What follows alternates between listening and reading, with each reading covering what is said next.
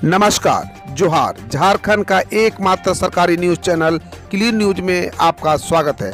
समस्या किसान से जुड़ा हो या हो पारा शिक्षकों का मुद्दा, हर खबर पर होगी हमारी पैनी नज़र। सभी खबर सिलेक्टेड और काम की है, तो वीडियो के अंत तक बने रहें। साथ ही आप न्यूज को किस गांव या शहर से देख रहे हैं, हमें कमेंट में ज़रूर बताइए। आज का लाइक है 100 रखते हैं, उम्मीद है कि आप इसे पूरा करेंगे। और रोजाना पंचायत चुनाव का अपडेट पाने के लिए चैनल को सब्सक्राइब कर बेल आइकन को प्रेस करें। तो चलिए जानते हैं आज का मुख्य समाचार। झारखंड में कोरोना वायरस का असर हुआ बेहद कम, सिर्फ 23 नए मामले सामने आए। झारखंड में कोरोना वायरस संक्रमण के 23 नए मामले सामने आए हैं, जिसके बाद राज्य में संक्रमितों की कुल संख्या बढ़कर 3,47,246 हो गई है। स्वास्थ्य विभाग की ओर से जारी रिपोर्ट में इसकी जानकारी दी गई है। रिपोर्ट के अनुसार राज्य में पिछले 24 घंटों में किसी और संक्रमित की मौत नहीं हुई है, जिससे राज्य में इस महामारी से मरने वालों की संख्या आज 5,129 पर स्थिर रही। हॉकी खिलाड़ी सलीमा के परिजनों को 5 लाख का चेक, पिता बोले दूसरी बेटी को बेहतर खिलाड़ी बनाने में करेंगे खर्च। टोक्यो ओलंपिक में खेल रही भारतीय महिला हॉकी टीम में झारखंड की 2 बेटियों भी शामिल है। सिमडेगा की सलीमा टेटे और खूंटी की निक्की प्रधान लगातार सुर्खियों में बनी हुई है। इस बीच झारखंड सरकार ने मंगलवार को सलीमा और निक्की के परिजनों को 5-5 लाख रुपए का चेक देकर सम्मानित किया। सलीमा के पिता ने कहा कि राज्य सरकार की ओर से जो 5 लाख की राशि दी गई है, उसे वो अपनी दूसरी बेटी महिमा टेटे को बेहतर खिलाड़ी बनाने में खर्च करेंगे। दूसरी ओर टोक्यो ओलंपिक के सेमीफाइनल में भारतीय महिला टीम का अर्जेंटीना से मुकाबला है। सेमीफाइनल में भारत की बेटियां जीतकर पताका लहराए, इसे लेकर देश भर में खेल प्रशंसक टीम की मनोबल बढ़ाने में जुटे हुए हैं। सिमडेगा में छोटे बच्चे हॉकी स्टिक के साथ टीम इंडिया के हौसला अफजाई कर रहे हैं। प्रधानमंत्री कौशल विकास योजना के तहत 1 करोड़ 13 लाख खर्च कर 51,814 लोगों को दिया गया सर्टिफिकेट, मात्र 16,482 लोगों को मिली नौकरी। प्रधानमंत्री कौशल विकास योजना के तहत झारखंड में अब तक ट्रेनिंग देने के बाद 51,814 लोगों को सर्टिफिकेट दिया गया है। एक उम्मीदवार के प्रशिक्षण पर औसतन 22,000 रुपये खर्च किए जाते हैं। इस तरह इन पर 1 करोड़ 13 लाख रुपए सरकार ने खर्च किए हैं, जबकि नौकरी मिली केवल 16,482 को। इन्हें मिलने वाली नौकरी की औसत सैलरी केवल 8,500 रुपये है। ये आंकड़े राज्य भर में प्रस्तुत किए गए हैं। रिम्स प्रबंधन मरीजों के इलाज के लिए देगा 5 लाख रुपए का फंड। राज्य सरकार की नई योजना के तहत रिम्स में अब अति गंभीर मरीजों के इलाज के लिए 5 लाख तक के फंड मिलेगा। वैसे आर्थिक रूप से कमजोर मरीजों को लाभ मिल सकेगा, जिनके पास किसी तरह का कोई योजना संबंधित कार्ड नहीं है। इन कार्ड में आयुष्मान कार्ड, गुलाबी या पीला राशन कार्ड आदि शामिल है। इस योजना का प्रस्ताव रिम्स की शासी परिषद की बैठक में लाने की तैयारी है। स्वास्थ्य मंत्री बन्ना गुप्ता ने बताया कि जिनके पास योजना कार्ड नहीं है, वैसे विशेष मरीजों के रिम्स की तरफ से इलाज के लिए जरूरत की राशि उपलब्ध कराई जाएगी। कांग्रेस अध्यक्ष रामेश्वर उरांव बोले अब वास्तविकता में हो रहा है विकास। झारखंड प्रदेश कांग्रेस कमेटी के अध्यक्ष डॉक्टर रामेश्वर उरांव ने कहा कि प्रदेश में झामुमो कांग्रेस राजद की गठबंधन सरकार का वास्तव में विकास कर रही है। उन्होंने कहा कि इसके पूर्व भाजपा की सरकार में 900 करोड़ रुपए के विकास के नाम पर मेला लगाने में खर्च किए गए थे। मंत्री सदस्य अभियान की जानकारी लेने के लिए सिमडेगा पहुंचे हैं और वहां पार्टी के नेताओं से बात कर आगे की रणनीति भी बनाएंगे। बड़ी उपलब्धि, यहां पहली बार किसी लड़की ने पास की 10वीं की परीक्षा। झारखंड के हजारीबाग जिले में आदिम जनजातियों में शामिल बिरहोर के कुल 36 टाड़ों में पहली बार कोई लड़की 10वीं बोर्ड परीक्षा पास की है। यह उपलब्धि 16 वर्षीय पायल बिरहोर ने प्राप्त की है। हजारीबाग के उपायुक्त आदित्य कुमार आनंद ने कहा कि पायल बिरहोर द्वारा 10वीं कक्षा की परीक्षा पास करना बिरहोर जनजाति के लिए बड़ी उपलब्धि है, क्योंकि इस जनजाति में अब तक सिर्फ 3 लोगों के हाई स्कूल यानी 10वीं कक्षा पास होने और एक के स्नातक होने की जानकारी उपलब्ध है। हॉकी में चक दे इंडिया, झारखंड की 2 खिलाड़ियों के मिट्टी के इन कच्चे घरों में जल रहे हैं उम्मीदों के दिए। ओलंपिक में खेल रही महिला हॉकी टीम में शामिल झारखंड की बेटी सलीमा टेटे के माता पिता और अन्य परिजन टीम की जीत के लिए लगातार ईश्वर से प्रार्थना कर रहे हैं। इस बीच प्रशासन ने सलीमा के घर पर टीवी सेट लगवाया, जिसमें अब परिजन और गांव के लोग अपनी बेटी का मैच देख सकेंगे।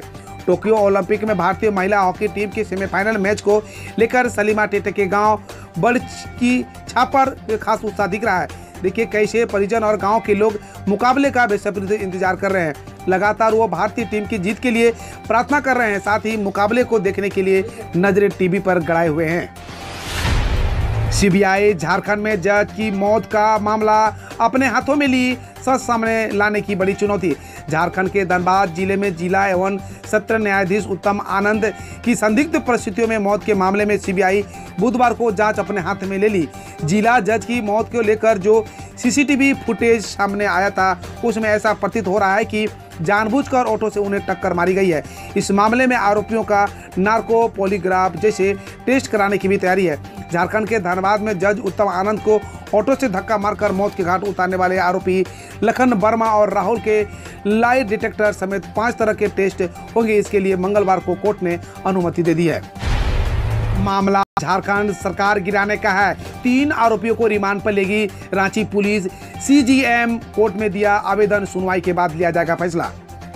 झारखंड सरकार को स्थिर करने की साजिश रचने वाले को रिमांड पर लेगी रांची पुलिस। मामले में गिरफ्तार अभिषेक दुबे, अमित सिंह और निवारण प्रसाद महतो तीनों अभियुक्तों को पूछताछ के लिए 3 दिनों की रिमांड दिए जाने की इजाजत मांगी है। रांची पुलिस के आवेदन पर सुनवाई के बाद ही अदालत रिमांड दिए जाने पर कोई निर्णय लेगी।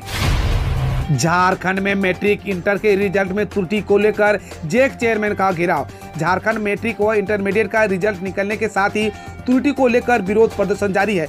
इसी क्रम में कल एनएसयूआई के जैक बोर्ड के चेयरमैन डॉक्टर अरविंद सिंह का घेराव किया और उन्हें ज्ञापन सौंपा। जैक बोर्ड के चेयरमैन ने उन्हें आश्वासन दिया कि शीघ्र ही इस मामले में निर्णय लिया जाएगा। मुख्यमंत्री हेमंत सोरेन एवं शिक्षा मंत्री जगन्नाथ महतो के संज्ञान में ये मामला दिया गया है। अब खबर देश विदेश और देश की विभिन्न योजनाओं से। पूर्व टीकाकरण व नेगेटिव आरटीपीसीआर रिपोर्ट के साथ ही हिमाचल में मिलेगा प्रवेश, सीएम का आदेश।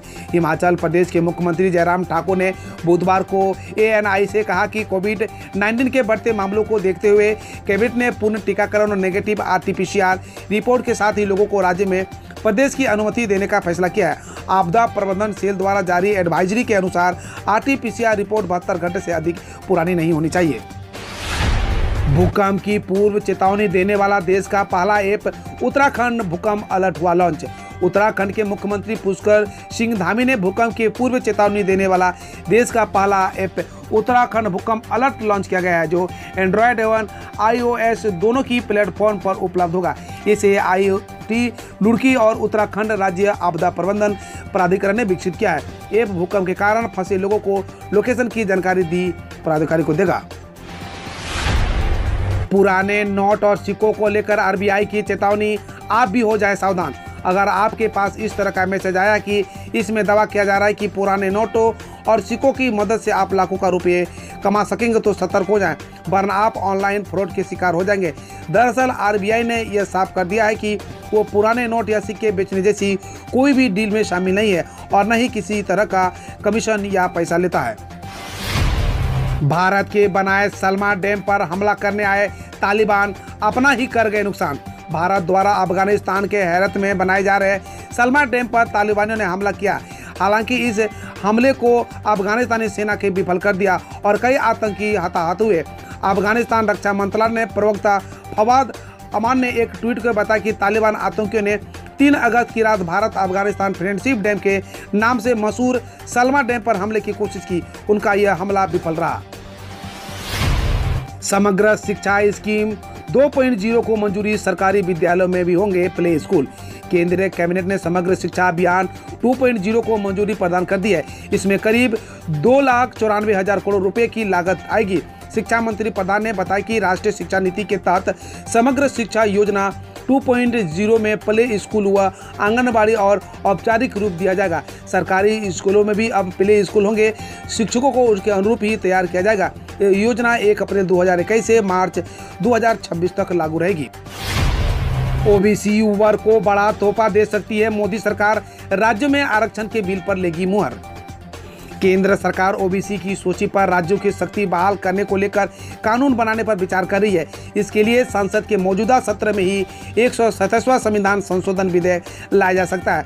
सुप्रीम कोर्ट ने इसी साल 5 मई को मराठा आरक्षण को लेकर दिए गए फैसले में राज्य सरकारों से ओबीसी की पहचान करने और उन्हें अधिसूचित करने का अधिकार वापस लिया है। ईटी के खबर के मुताबिक एक बार संसद संविधान के अनुच्छेद 342 ए और 366 सी के संशोधन पर मुहर लगा देगी तो इसके बाद राज्यों के पास फिर से ओबीसी सूची में जातियों को अधिसूचित करने का अधिकार होगा। बीते महीने सुप्रीम कोर्ट ने केंद्र सरकार की उस रिव्यू याचिका को खारिज कर दिया था जिसमें सरकार ने कोर्ट के 5 मई के आरक्षण मामले में दिए फैसले पर दोबारा विचार करने को कहा था।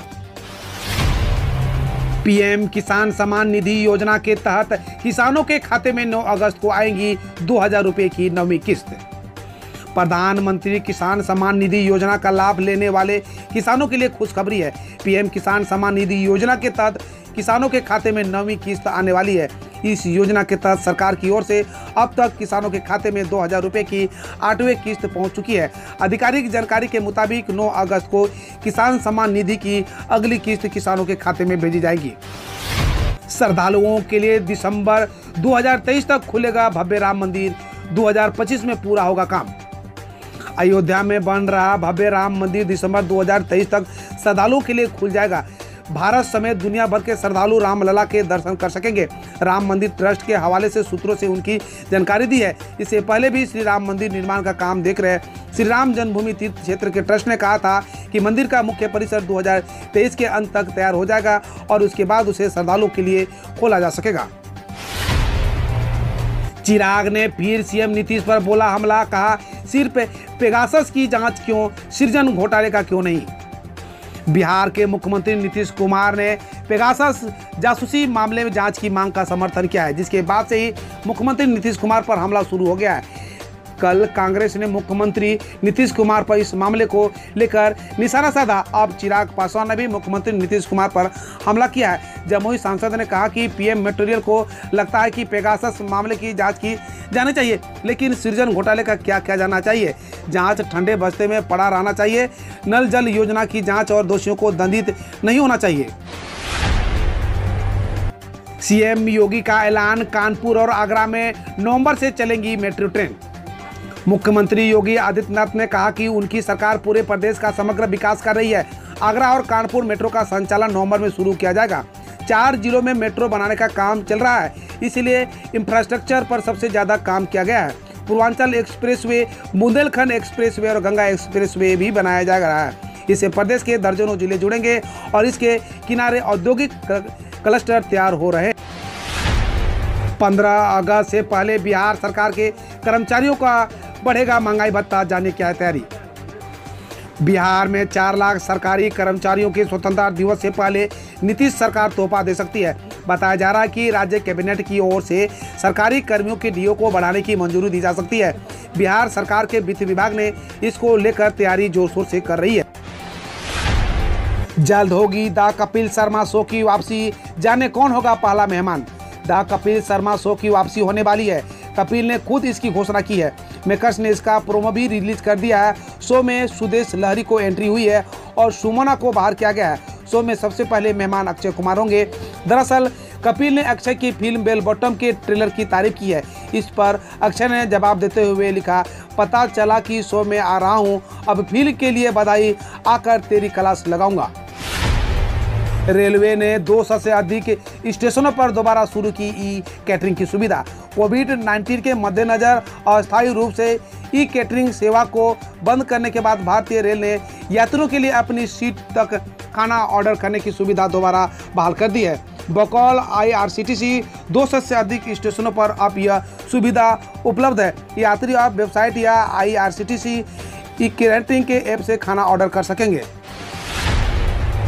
ओलंपिक कांस्य पदक विजेता लवलीना के घर तक बनाई जा रही है सड़क, सामने आई तस्वीर। टोक्यो ओलंपिक्स में कांस्य पदक जीतने वाली बॉक्सर लवलीना बोरगोहेन के गोलाघाट यानी असम स्थित घर तक सड़क बनाने का काम जारी है। इसकी तस्वीरें सामने आई है। एक स्थानीय महिला ने बताया यह सड़क कई सालों के बाद बन रही है। गौरतलब है कि लवलीना कल महिला वेलवेट वर्ग में सेमीफाइनल मुकाबले में हार गई थी। रेसलर रवि कुमार दहिया फाइनल में पहुंचे। टोक्यो ओलंपिक्स में भारत का चौथा पदक पक्का। भारत के 23 वर्षीय रेसलर रवि कुमार दहिया ने पुरुषों के 57 किलोग्राम वर्ग के फ्री स्टाइल इवेंट के फाइनल में पहुंचकर टोक्यो ओलंपिक्स में भारत के लिए चौथा पदक पक्का कर दिया है। रवि ने सेमीफाइनल में कजाकिस्तान के नूर इस्लाम सना देव को हराया। भारत टोक्यो ओलंपिक में अब तक रजत और 2 कांस्य पदक जीत चुका है। हम रोज ऐसे ही न्यूज लाते रहेंगे, तो यदि आपने अभी तक क्लीन न्यूज को सब्सक्राइब नहीं किया है तो पहले फटाफट सब्सक्राइब कर लें, साथ ही बेल आइकन को दबा दें ताकि कोई अपडेट मिस ना हो।